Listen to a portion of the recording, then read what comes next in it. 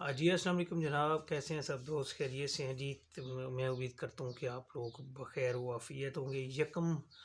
جمادی الثانی 1639 ہجری میں ایک ایسی شخصیت کا جو ہے شخصیت سے شور کوٹ کے علاقے میں پیدا ہوتی ہے۔ اس وقت شاہ جہان بادشاہ کا دور حکومت تھا، اور ان کی حکومت میں ایک سپہ سالار کے طور پہ اور ایک اہم عہدے کے اوپر جو ان کی فوج تھی اس میں تھے ایک شخص جن کا نام بازید محمد تھا۔ بازید محمد بیسیکلی ایک مطلب کہ شریف النفس اور عبادت گزار اور شریعت کے پابند مکمل انسان تھے، اور ان کے گھر میں جو ہے یکم جمادی الثانی 1039 ہجری میں جو ہے ایک شخص کی پیدائش ہوتی ہے، جنہیں آج کل سلطان العارفین حضرت بہو سلطان رحمۃ اللہ علیہ کے نام سے یاد کیا جاتا ہے۔ آپ کی پیدائش سے پہلے ہی کچھ عرصہ پہلے آپ کی والدہ صاحبہ، کیونکہ ایک ان کا جو خاندان تھا وہ یہ سید گھرانے سے تھے، اور آپ کا جو خاندان تھا وہ اس میں مطلب کہ بزرگی اور نیکی کی وجہ سے ان کی والدہ صاحبہ جو تھی وہ بڑی مشہور تھی۔ اور ان کو پھر ایسے ہوا کہ جب کچھ ان کی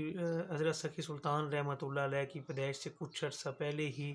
آپ کی والدہ صاحبہ کو مطلب کہ خواب میں یہ بتا دیا گیا تھا کہ جو بچہ آپ کے ہاں پیدا ہونے والا ہے وہ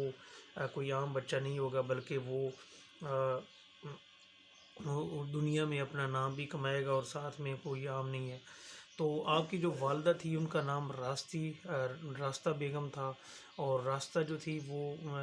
ایک عبادت گزار اور مکمل طور پہ پہلے میں آپ کو بتا چکا ہوں۔ شاہ جہان کے دور حکومت میں جب آپ پیدا ہوئے تو آپ نے اپنی بچپن کی جو تعلیم ہے وہ اپنی والدہ صاحبہ سے ہی حاصل کی، اور شروع سے ہی جو ہے آپ سمجھو کہ آپ جس طرح ولی کی پیدائش ہوتی ہے، یا کچھ لوگوں کو تو بعد میں اللہ تعالیٰ عنایت کرتے ہیں، لیکن یہ بچپن سے ہی تھے، مطلب کہ ولی اللہ تھے۔ اس کے بعد یہ پھر زراعت کا جو شعبہ ہے اس سے منسلک رہے، وہاں پہ انہوں نے پنجابی شاعری کی، اور شاعری تو ایسی بہت ساری لوگ کرتے ہیں، لیکن ان کی جو شاعری تھی وہ زیادہ اسلام کے متعلق، اور پھر انہوں نے ایسی شاعری کے ذریعے اسلام کو اتنا پھیلایا کہ آپ بہت ہی جلد پھر پوری دنیا میں مشہور ہو گئے۔ تو حضرت سخی سلطان کو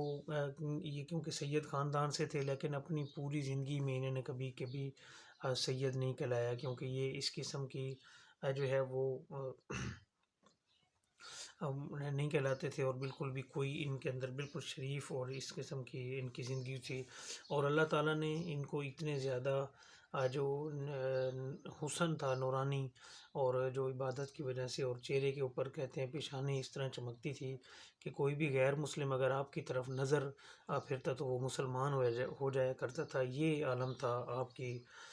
مطلب اس کا۔ تو اس کے بعد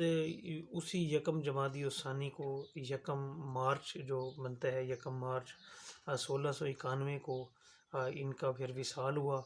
گڑھ مہاراجہ ایک علاقہ ہے شور کوٹ کا، اور وہیں پہ ہی آپ کا مزار ہے۔ انہوں نے جو کتابیں لکھی ان میں ابیات بہو سب سے مشہور کلام ہے، اور پوری وہ جو انہوں نے کتاب لکھی اور اس کے جتنے بھی اس میں کلام ہے، اور ان کا مشہور جو تکیہ کلام ہے وہ اینڈ کسی بھی شعر و شعر کا ہوتا تھا وہ ہو کے اوپر ہوتا تھا۔ تو یہ بڑا زبردست انہوں نے اپنا دور حکومت جو تھا، مطلب کہ دور میں لوگوں کو دین کی طرف راغب کیا۔ اب بھی یہ جو ان کا مزار ہے وہ سینکڑوں بلکہ ہزاروں لوگ وہاں پہ عقیدت مند آتے ہیں، اور اگر آپ لوگ وہاں پہ جائیں تو ہر وقت رونق میلے کا سماں ہوتا ہے۔ اب محرم الحرام کے اندر 10 دنوں کا یہاں پہ ایک خیمہ بستی قائم کی جاتی ہے، جہاں پہ کربلا کے جو شہید ہیں شہدائے کربلا ان کے نام کے اوپر پوری 10 دن خیمہ بستی رہتی ہے، اور اس خیمہ بستی میں پھر جو ہے اہل بیت اور ان کے ذکر اذکار اور ہوتے رہتے ہیں۔ تو یہ ایک مختصر سا تعارف تھا جو کہ میں نے مطلب کہ سمجھنے کروایا۔ بہت لمبی تفصیل ہے ان کی، اگر کی جائے تو یہ ان کا جو سلسلہ ہے یہ شیخ عبد القادر جیلانی رحمۃ اللہ علیہ اور اس سلسلہ سے جا کے ملتا ہے، اور بہت ہی بڑا ایک سلسلہ ہے، اور حقیقی روحانی جو ہے سلسلہ ہے، اور اب بھی ان کے مریدین جو ہیں وہ پوری دنیا میں پائے جاتے ہیں۔ اور اب ان کا مزار جو ہے وہ شور کوٹ کے علاقے گڑھ مہاراجہ کے نزدیک ہے، اور اب بھی وہاں سے